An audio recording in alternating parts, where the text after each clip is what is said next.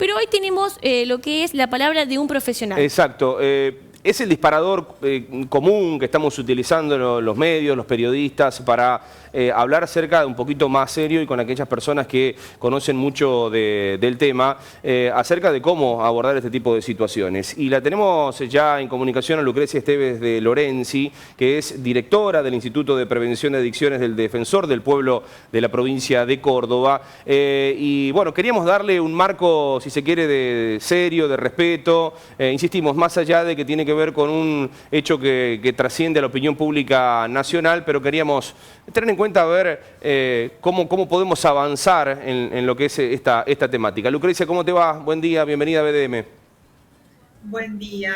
Mira, justamente en relación a esto que venís diciendo, si bien esto pasa a ser una noticia que surge hoy como algo excepcional, claro, nosotros tenemos que entender que hay familias y usuarios que vienen transitando toda esta problemática hace muchísimo tiempo y que muchas veces esto tiene que ver con su vida cotidiana. Claro. Así como decía el padre, bueno, Chano venía teniendo problemas en relación al consumo de sustancias hace mucho tiempo, y en general cuando hablamos de adicciones justamente tiene que ver con esto, que muchas veces son situaciones crónicas en la cual la persona trata de salir de esa situación y hacer tratamientos, a veces una vez, dos veces, a veces recae, a veces no hay adherencia a los tratamientos, a veces no quiere desarrollar tratamientos. Entonces, tanto la familia como el usuario está ante una situación muy crítica y de un altísimo dolor emocional por la situación. Uh-huh.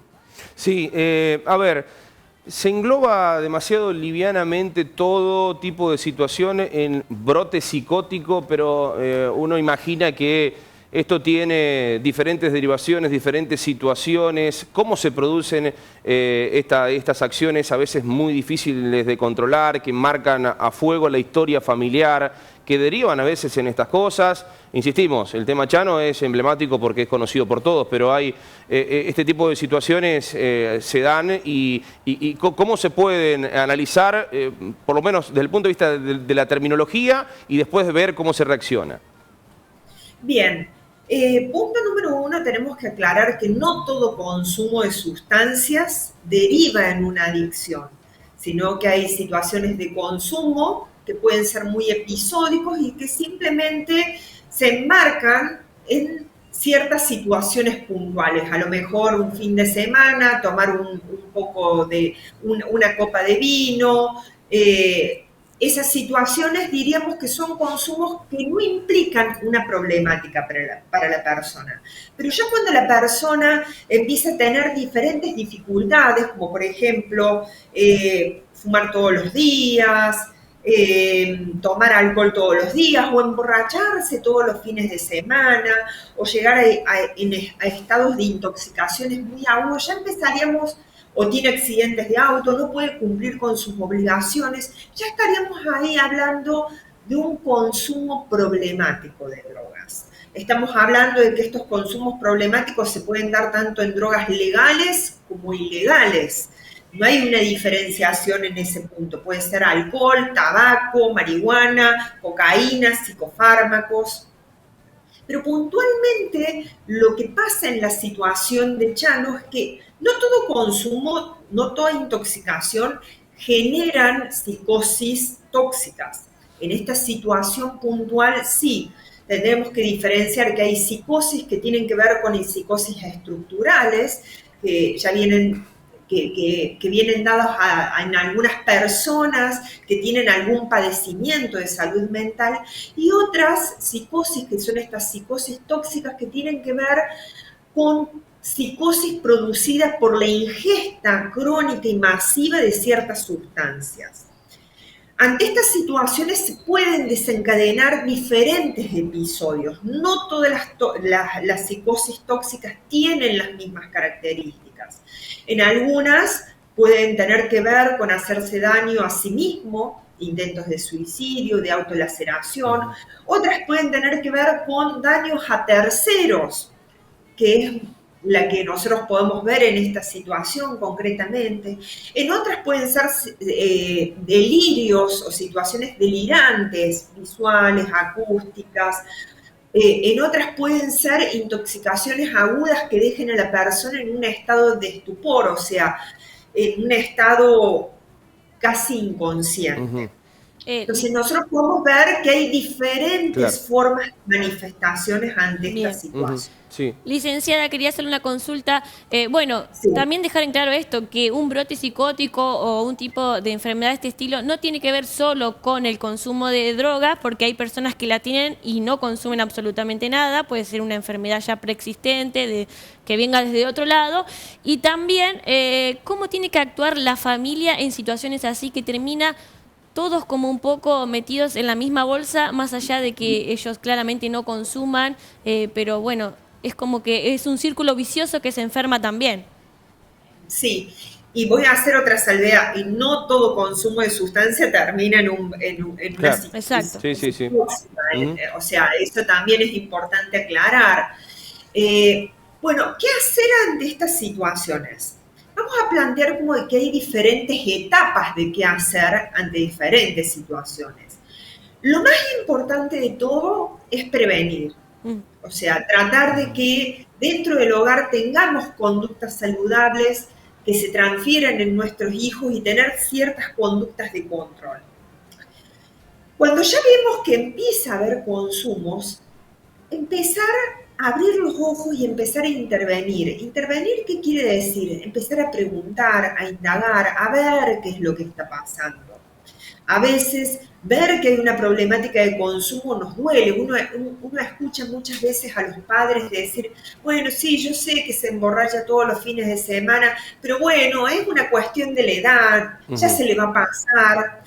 En realidad esas cosas no se pasan por sí solas. Uno tiene que intervenir, ver qué es lo que está pasando allí. No necesariamente todo vínculo con las sustancias tiene que ver porque la persona tenga problemas. A veces se consume simplemente para agregar placer al placer. Entonces, uno empezar a acompañar y a ver qué le pasa a esta persona y como familia unirse como un bloque. Yo entiendo que muchas familias les cuesta ver esta problemática internamente porque hay una alta carga moral sobre esta problemática. En general se piensa que la familia tiene la culpa, que el chico es un vicioso, que hay problemas en la familia, y no necesariamente siempre es así. Claro. A veces son las propias decisiones de los usuarios que van más allá de la crianza y de las elecciones familiares. Por eso estas familias tienen que entender que lo importante es mantenerse unidos, es generar un bloque, es pedir ayuda. Claro, a veces la familia necesita también esa ayuda para poder salir adelante. Y entender que esto no es una carrera de 200 metros, no es que uno sale y llega a destino rápidamente, sino que muchas veces se trata de una maratón y que uno tiene que transitar un camino largo y muchas veces muy desgastante. Por lo tanto, cerrarse no es una conducta que vaya a ayudar, sino justamente las personas que acompañan a esta familia tienen que apoyarlas y sostenerlas. En relación a qué hacer ante una situación crítica como esta, llamar a los servicios de emergencia. Siempre deben ser los equipos de salud los que tienen que intervenir ante estas situaciones críticas y ellos, en caso de requerir asistencia del personal de seguridad para situaciones puntuales, allí son los mismos profesionales de la salud quienes llaman a la fuerza de seguridad y obviamente también hay un protocolo dentro de la fuerza de seguridad que es el 506, claro, el cual Lucrecia, es el que... ¿Y cómo estamos en ese tema? ¿Qué dato tenemos? ¿Cómo están las fuerzas encargadas del control para accionar? O sea, ¿tienen un protocolo pero están capacitados? ¿Qué datos tienen? ¿Se puede llegar a una conclusión en torno a eso? Digo, ante la actuación, primero es muy interesante el mensaje de decir, llamemos a los que saben, a los servicios médicos, pero ante esta circunstancia, ¿están capacitadas las fuerzas policiales, de control, lo que se llame? Perdón, ¿no? Antes de que arranque, porque se puso en tela de juicio muchísimo si en realidad los policías estaban capacitados para actuar en una situación así y no terminar en un disparo, digamos, de antemano. Sí, en realidad hay un protocolo de seguridad que se desarrolló en el 2016 en el Ministerio de Seguridad de Nación, que es la resolución 506, justamente que está destinada a las fuerzas de seguridad y justamente aborda cómo intervenir en situaciones críticas ante situaciones de padecimiento mental o consumo problemático de drogas. Ante esas situaciones críticas hay un protocolo de cómo intervenir en esas situaciones. No voy a analizar concretamente esta situación porque esta situación está justamente en análisis y le corresponde a los peritos analizar, pero sí las fuerzas deben estar capacitadas en cómo intervenir ante estas situaciones porque muchas veces no solo le toca asistir a los equipos de salud, sino que muchas veces las fuerzas de seguridad, por estar en la calle, son muchas veces los primeros respondientes, las primeras personas que toman en contacto con estas situaciones críticas en la vía pública. Claro. Entonces, es fundamental la capacitación en este sentido de las fuerzas policiales. Buenísimo, buenísimo. La verdad que bueno, nos parece muy interesante tener esta voz autorizada, porque a veces nos ha tocado presenciar este tipo de situaciones y no tiene que ver con gente famosa, simplemente nos podemos encontrar con situaciones caminando por la calle o algún vecino, algún familiar, así que lo fundamental, no cerrarse como familia, pedir ayuda rápidamente, estar atentos a las señales del familiar, que uno ve que bueno, no está haciendo bien las cosas, no minimizarlo. Son algunas de las cuestiones generales que se desprenden de esta charla, Lucrecia, ¿no? Sí, y por último, desde la Defensoría del Pueblo tenemos un servicio de orientación a las personas y a los familiares que están transitando esta problemática. El número de teléfono, la comunicación es solo vía WhatsApp. Bien. Y el número de teléfono es 0351-153-150-565. Bueno, lo vamos a anotar para pasarlo en pantalla nuevamente en un ratito. Es muy bueno el dato. Es muy bueno el dato, sí, para aquellas familiares que están viviendo por una situación así o a una persona misma que por ahí quiera comunicarse. Una situación que no distingue de clases sociales, que no distingue, en este caso, bueno, Chano es muy famoso. Lo tenía todo, por así decirlo, el famoso dicho de, bueno, bien económicamente, bueno, pero en realidad son situaciones que abarcan a todo el mundo que cuando están en esta situación, bien lo decías, no distingue absolutamente ni capacidad económica, ni capacidad adquisitiva, ni nada por el estilo. Lucrecia, bueno, si te parece alguna reflexión final, sino directamente agradecerte porque queremos también darle ese marco serio a lo que es esta situación. Insistimos, más allá de aparecer la noticia en la primera plana de todos los diarios, lo trascendente es tener este tipo de ámbitos donde alguien pueda recurrir para pedir ayuda.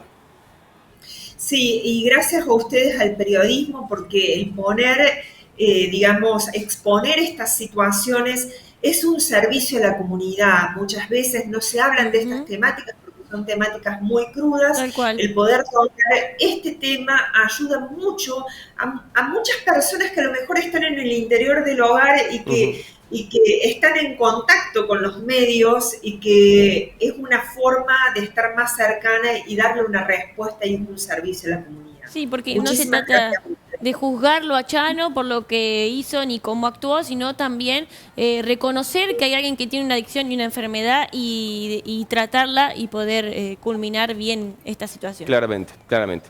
Gracias, Lucrecia, te dejo un gran abrazo, te dejamos un gran abrazo aquí los que hacemos BDM, muy interesante, y ya vamos a estar seguramente reproduciendo la vía de comunicación allí de la Defensoría. Gran abrazo. Muchas gracias. Gracias a ustedes.